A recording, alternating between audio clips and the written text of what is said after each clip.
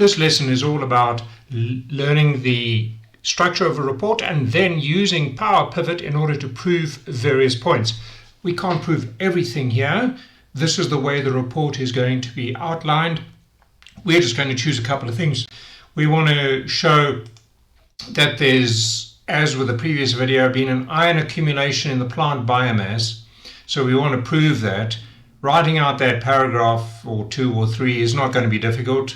You can certainly ask artificial intelligence to help you, but I'm sure one can do it oneself. Also, remember to use the great dictation tool up there in Microsoft Word.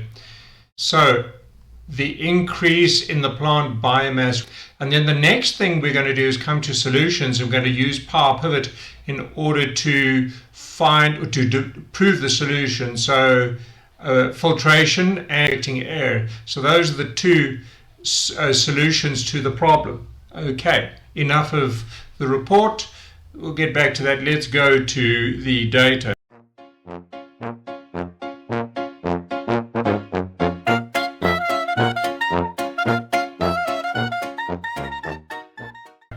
The raw data that we've gathered in shows the original data over here. You'll see I've just designed a little graphic over there which says that in fact the desired level of iron in the plant biomass is less than what is actually the case.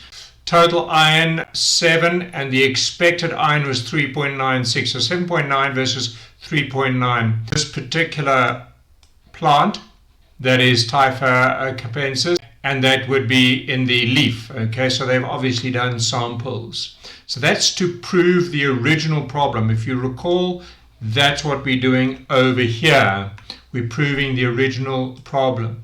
Then, of course, we've got two improved situations where the problem levels of iron are going to be greater than the new levels. So the one treatment is that initial iron at 6.87 over there for record 008 and 0.31, drastic reduction. That's on one set of samples, but there is of course another set of samples over here. So turbidity after filtration 8.1 and iron removed as solid, okay, 3.63 over there. So you can see all those changes have happened. There's of course a lot more going on here, certainly more than my knowledge can cope with. I'm not a botanist. So let's go and close this file. So the one solution is to work straight into PowerPivot right from here, into Manager from here. I wouldn't recommend that.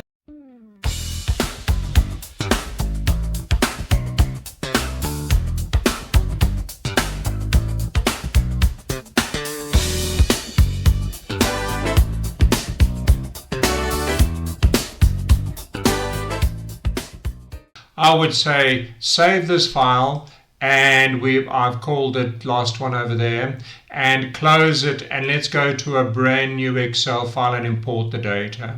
But one can do it the other way. It's just, in my opinion, messy. But the first thing I'm going to do is of course get the data. So let's go data, get data from file, Excel workbook over here. Let's pull in the data. There's the file over there.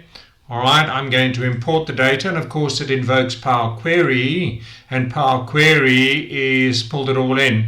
Now there are 6 sheets. That's because I've had the data model before. So I'm just going to choose 3 of these sheets. Original data, which looks pretty healthy over there. Problem over there, we're going to fix that. Improved solution with the one sample. Remember, this is the complex one, which improves the manganese levels, and of course aeration, filtration on the iron. Then the other sample, which was slightly smaller, which gives us a removal efficiency, which is pretty good over there. You'll see 6.87 down to 0.31, so that's a 95.5% improvement. So we're going to pull in these 3 over here. We're going to pull them in, we're going to start cleaning them up, and then we're going to start creating graphics and charts that are going to prove the improvement. I'm not going to load, I'm going to transform data. Couple of things we need to see here. So the one thing is we just need to be 100% sure that our field headers are good. So our field headers are good. Sometimes it pulls it in, the field headers say column 1, column 2, and then we have to do something, but that hasn't happened here. Look here, everything is good. Okay, the other thing you need to notice is that with the way we constructed our original data was that we had a common field throughout, record 008. You see that? And we're going here, record 008 over there. So we've got commonality between those sample IDs. That's important. The other thing we need to look at here is on the original data, I've got issues here with the notes. I'd like those words capitalized. I'd also like to make sure that I've put no unnecessary spaces after the entry. So I'm going to select that. We're going to go up here to transform. All right, and we are going to choose format. I'm going to trim it. Now I don't know, it's trimmed. It's told me it's trimmed. I don't know if it really found any errors, but if it found any spaces, unwanted spaces, it would have trimmed it. The next thing I'm going to do is I'm going to capitalize each word. Look at this. Okay, that looks pretty good. So we capitalize each word. So we clean that up.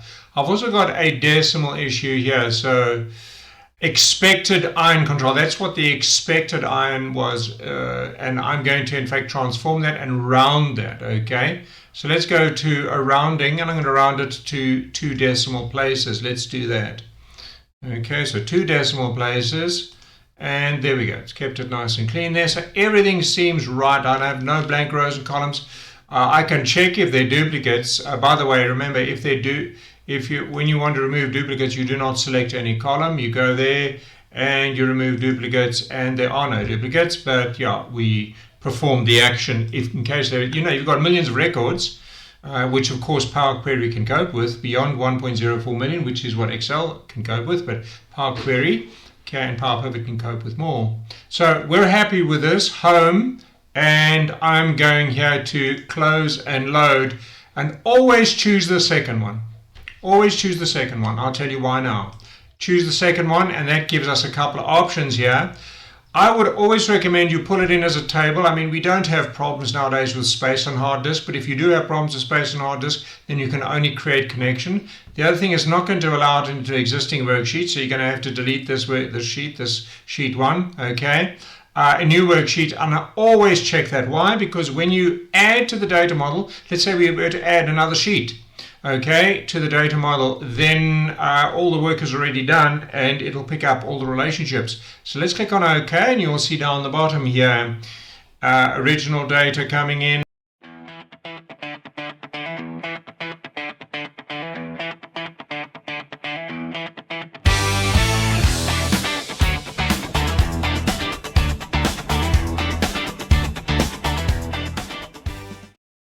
And what else? Improved solution and the other improved solution. There we go. We can get rid of this sheet over here. So I would recommend that you get rid of that empty sheet over there. Right click and delete.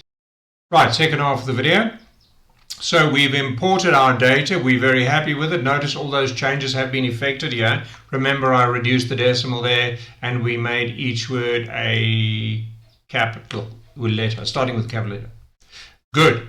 But something needs to be done. You will notice, as I pointed out in PowerQuery, that the sample ID is common across all 3. And the reason I did that was, remember, my original data is my data table, and these are my dimension tables over here, which are connected.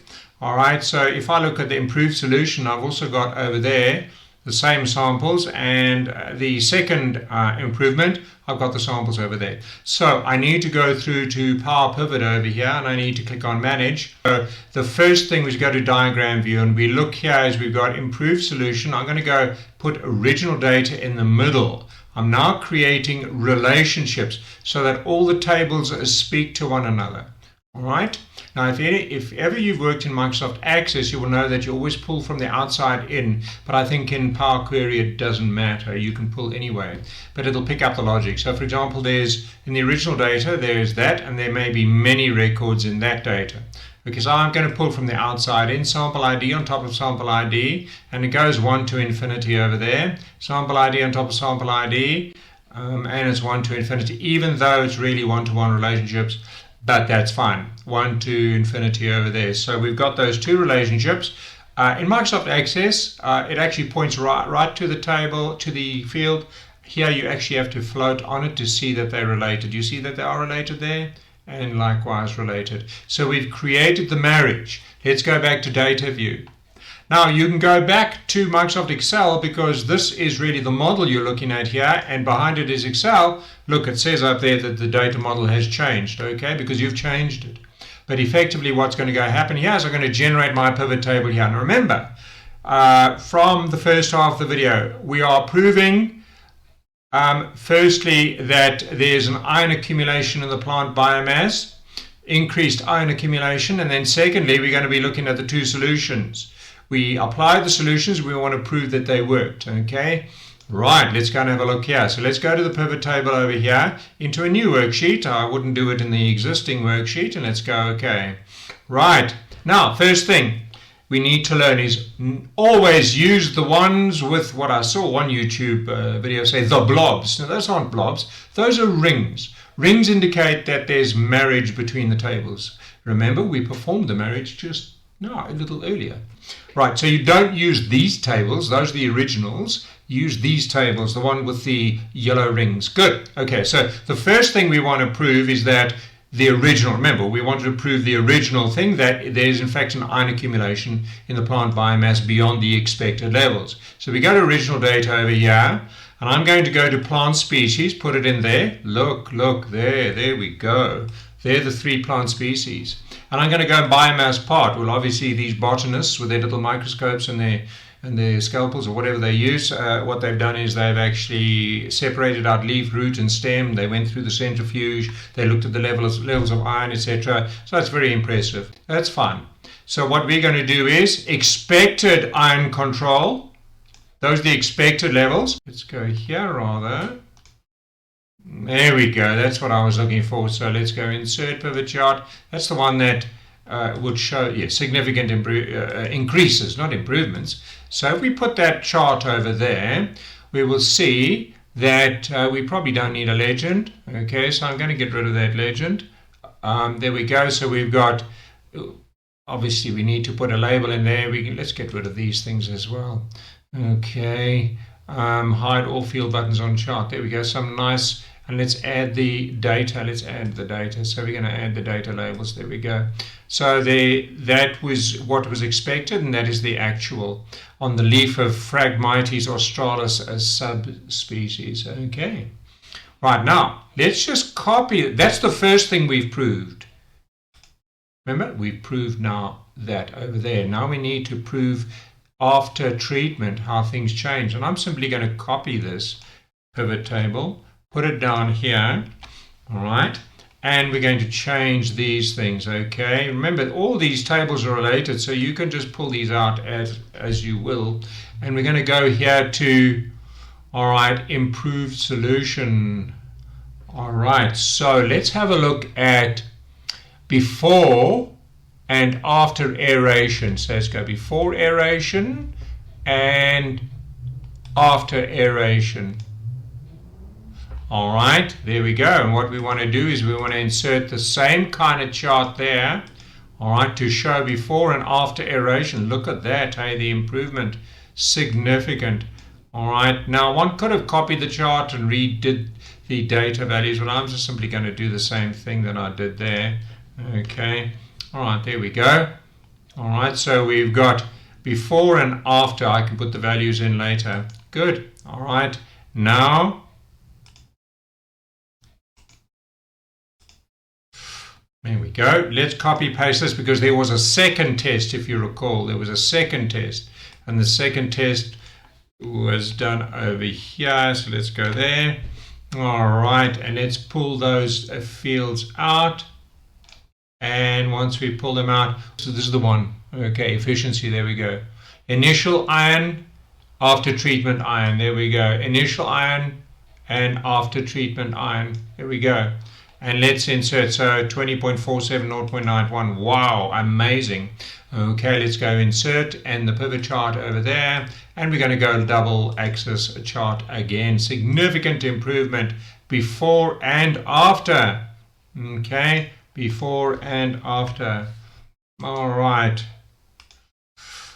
Significant improvements. Okay, let's go to data labels over there. Amazing, hey? Significant improvements. All right, let's see. Add the data labels there too. Labels. There we go. Just copy these or screen cap them, but I think copy paste is okay. It'll be static. You can copy paste link and then it'll be dynamic. All right, into your report. There they go. There's the proof of what needs to be done. And remember, the 5 principles of graphs: less is more, position, okay, proximity, all right, contrasting colors, data labels, critical data labels, all those kinds of things are in the technical report writing manual.